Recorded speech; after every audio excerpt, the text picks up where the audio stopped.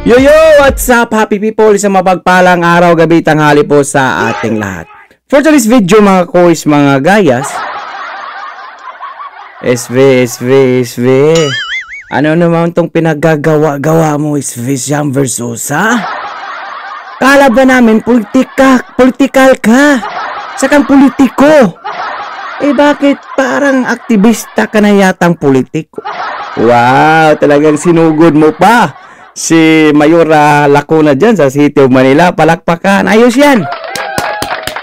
Pero ikaw yung aktivistang politikong may masasabi lang, ha? Dahil bakit natin nasabi yon, ha? Sa'yo, SV? Dahil dito mga SV, oh. Yan, oh, yung sa pinagagawa-gawa mo. Tinan mo. Dahil ba sa sobrang desperado mo na? Mega love shoutout po sa ating lahat. Mega love shoutout to Mama Milsi, KTV Pilipinas, Kuya Machi TV, ayan, Boss ng Bayan, Channel Rich, FG Ponce, Mami LC, ayan mga kois mga guys, paki-shoutout po, tsaka Your Miss Based mga kois mga guys. So yan po, pag-usapan natin kung ano yung mga pinagsasabi-sabi nitong SV na to na sumugod dyan sa may kartilya ng bayan pa talaga, ha? Sa harap ng City Hall.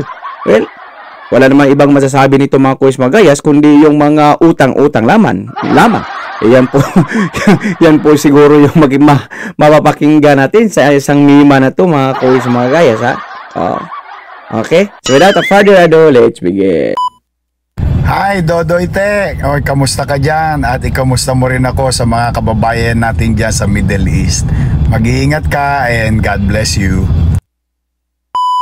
Look at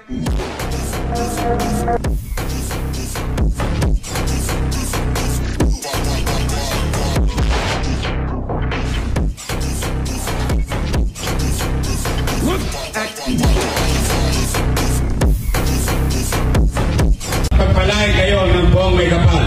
Manila! God first! SV, pasok. Okay, saan ka na SV? Pumasok ka na.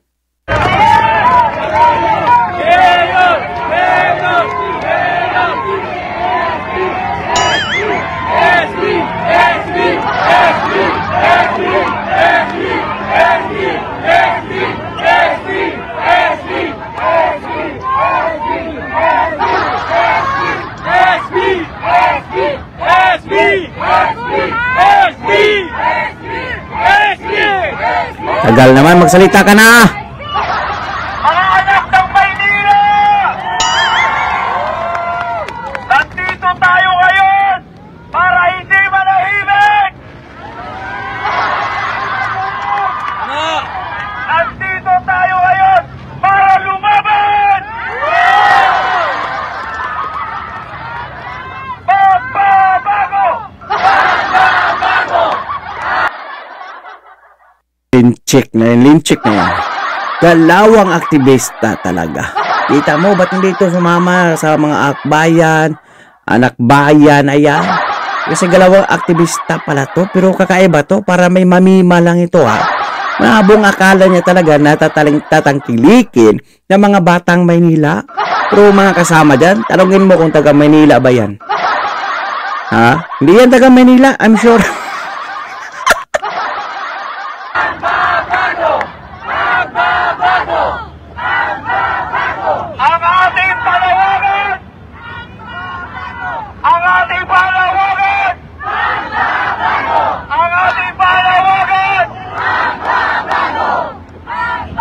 Ano yung panawagan mo? Ang tagal mo naman. Ang ating panawagan sa buong Maynila at buong bansa, Manila is not for sale! Yun palang panawagan mo. Akala ko naman kasi panawagan mo is yung sasabi ni Vice President na Philippines, God. Hindi naman sure God first yun, di ba? Manila is not for sale! Manila is not for sale!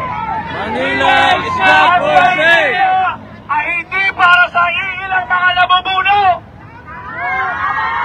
Tapusin ang mga tao sa Maynila. Tapusin ang mga magnanakaw sa Maynila. Tapusin ang korupsyon sa Maynila. Mukhang yun, anak ng kamatis. Ano to? Ghost fighter? Tapusin!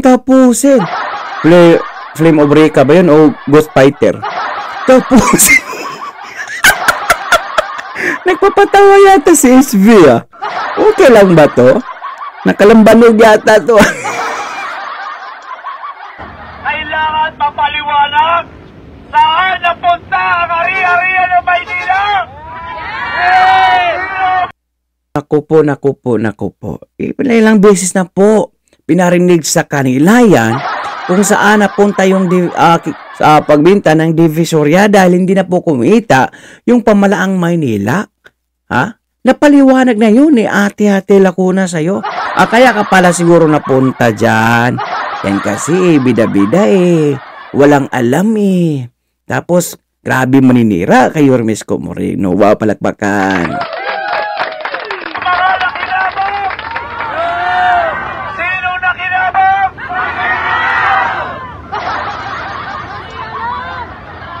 Ang magnanakaw! Ay sinangkaw!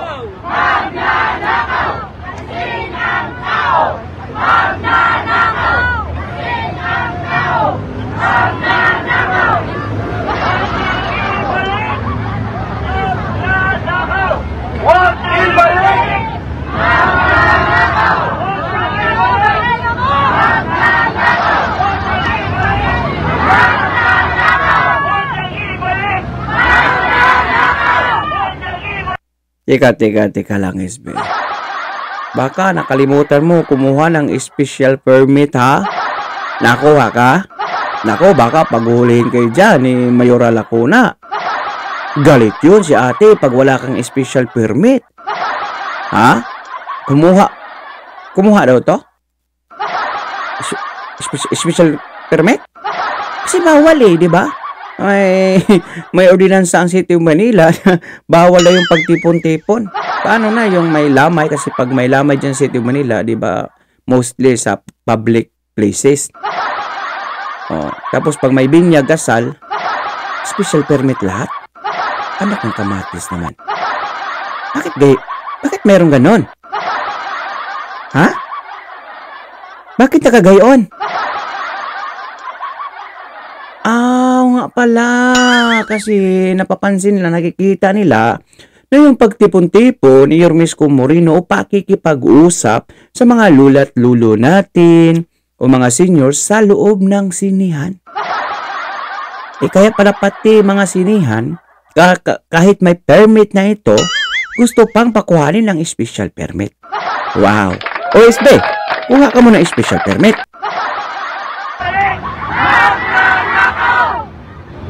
Mga kababayan ko, gusto kong ipaintindi sa inyo ano ang kahulugan ng pagbebenta nila ng mga ari-arian ng Maynila.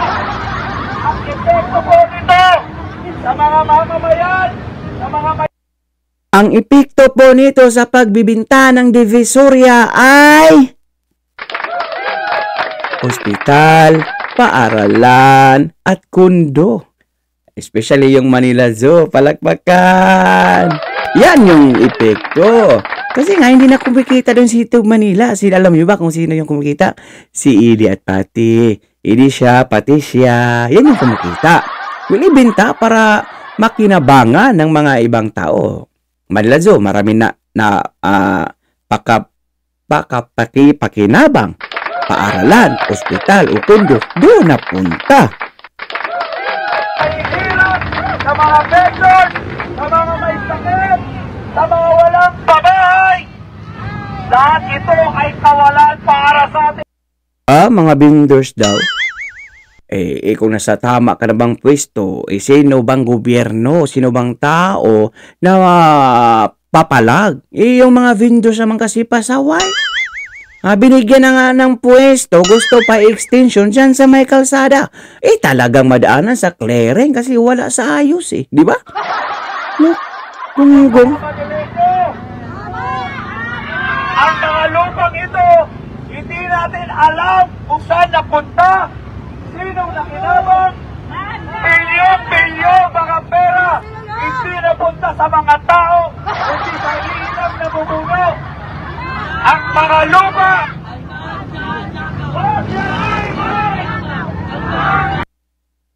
Ang dami mong sat-sat dyan, SB aktivista. Simang ka rin pala.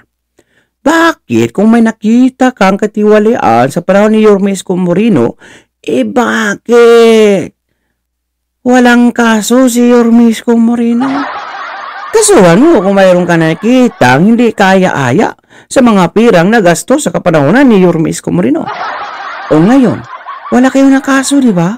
Kasi nasa tama ang lahat ng pirang ginagastos ni Yorme Isko Moreno.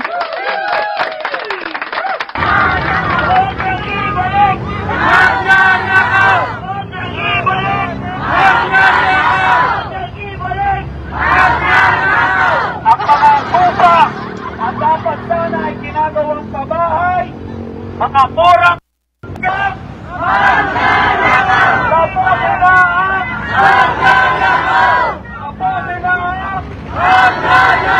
huwag na nating ibalik! Huwag na nating ibalik! Mabuhay ang Pilipinas! Mabuhay ang Manileño! Mabuhay ang Pilipinas! Mabuhay ang mga anak ng Maynila! Mabuhay tayong lahat! Para sa pagbabago! Pagbabago! Pagbabago! Pagbabago! Pagbabago! Pagbabago! Kumain na kaya itong mga kois mga guys. Kasi yan yung mga galawang mga desperada na eh. Oh, lahat gagawin kahit wala namang matinong ebidensya. Ayan. Basta may mamima lang na bungakala niya natutuwa yung mga batang Maynila. Wow. Na di ba nila alam sa mga ginagawa nila dyan, ay mas lalong nagagalit yung mga Manileño. Ha? Hindi. Pakisabi nga, andyan kayo sa pagsabihan nyo. Para matuto naman niyang mima na yung aktivista na yung politiko na yan. Ha? Pagsabihan nyo mga kois. Ibenta lang ang panghari-harihan ng mga Maynila. Dapat ay pinakikinabangan ang ating mga vendors at mga babayan na gamit sana ng pabahay, gawing hospital, gawing eskwelahan, gawing mga palengke, center para sa ating mga mamamayan. Pero ngayon baligtad, binenta ang Divisoria, binenta ang pabahay para sa ating mga babayan na wala pang bahay. Ito po ay panawagan dahil matagal na po itong pinagtataguan. Tinago ito sa mga taga-Maynila, nalaman na lang natin, hindi man lang natin alam eksakto. Ilang Tinago daw ng mga Maynila. Kita mo, klarong walang alam. Kasi sa panahon ni Yorme Isko Moreno, transparent. Lahat ng mga ginagawa ni Yorme Isko Moreno, mga kois, mga gayas, kitang-kita nyo naman na talagang naka-live po yan. O every Friday ng hapon. O andyan lahat eh. Siya lang po ang walang alam, hindi niya alam. Kasi nga bida-bida na aktivistang politiko eh. O, kahit ano lang, babato kay Yorme Isko Moreno na walang katotohanan. Alam po ng mga batang Maynila yan eh. Kung saan po napunta eh. Diba? Mima lang talaga to. Talaga siya, no? ilan pa, para daw sa Manileño. Pero naramdaman niyo ba yun? Yes! Anong nangyari sa atin? Sinong yumaman? Sila! Lang at nakinabang. Nararamdaman ba daw? Ang tanong, paano mararamdaman yung mga taong kasama mo dyan? Hindi yan taga Maynila. Ha? Bakit yung kikita natin sa Kalye survey na talagang lahat po? Very significant ang mga nagawa ni Yorme Isko Moreno sa panahon ng pandemya, sa panahon ng kanyang administrasyon. Yung mga tinanong mo dyan, kasama mo dyan, hindi yan taga Manila eh. Sila ang yumaman, yung mga mahihirap, may patuloy na umihirap. Ginawa tayong tulugis, tayong ginawang tulugis. Sila ko ang nakinabang, sobra-sobrang pera ito. Kailangan may managot, kailangan may magpaliwanag. Nasaan ang perang pinagbenta? Nasaan ang bilyon-bilyon? Nasaan? Nasaan ang mga pinagbentahan? Ito ang Wala mga kuis mga guys, pagpapatulan mo to mga ganitong mga aktivistang mimang politiko mga kuis mga guys, wala pong mangyayari sa atin mga kuis mga guys. Kasi lahat ng mga pinagsasabi niya dyan, puro kasinungalingan yan eh. Bakit? Kasi nakikita po natin yung mga proyekto ni Yorme Isko Moreno na very significant. Paralan, Hospital, Kundo, Manila Zoo, Kalinisan, Hakot Award #1 sa lahat-lahat o sa buong mundo.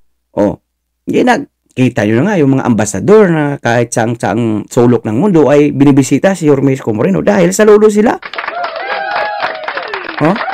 Muling lumiliwanag ang City of Manila sa kapanahunan ni Yorme Isko Moreno, pero salungat sa kanyang mga sinasabi.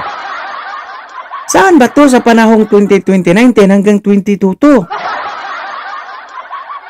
Nga pala kasi congressman to ng party list tapos nalalaman lang natin wala palang nagawa. Tapos ngayon magbida-bida?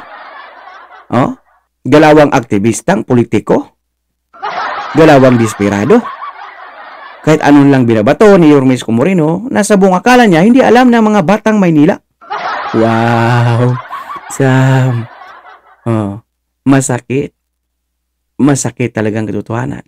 Sa kabila ng milyones siguro ang ginastos mo, tapos pagdating sa survey, kulilat, bagsak. Kasi walang maniniwalang mga batang Manila sa'yo eh. Kasi lahat ng pinupukol mo kay Yorme Isko Moreno pasaring ay walang katotohanan, puro panira lamang. Magsama kayo ni Simang. Okay? Paki-komento po ng iyong mga opinion o reaction tungkol sa aktivistang politikong mima na ito mga kuis mga guys. Paki-comment sa ating comment section down below. At please, huwag mo nyo naman kalimutang mag-like, share, and subscribe para updated po kayo sa lahat ng mga videos na i-upload natin. So for now, I'm Dan Manila. God first, God be soul. Peace. Bye-bye. Our hearts beat to the city streets. We began to feel the fire. We rise like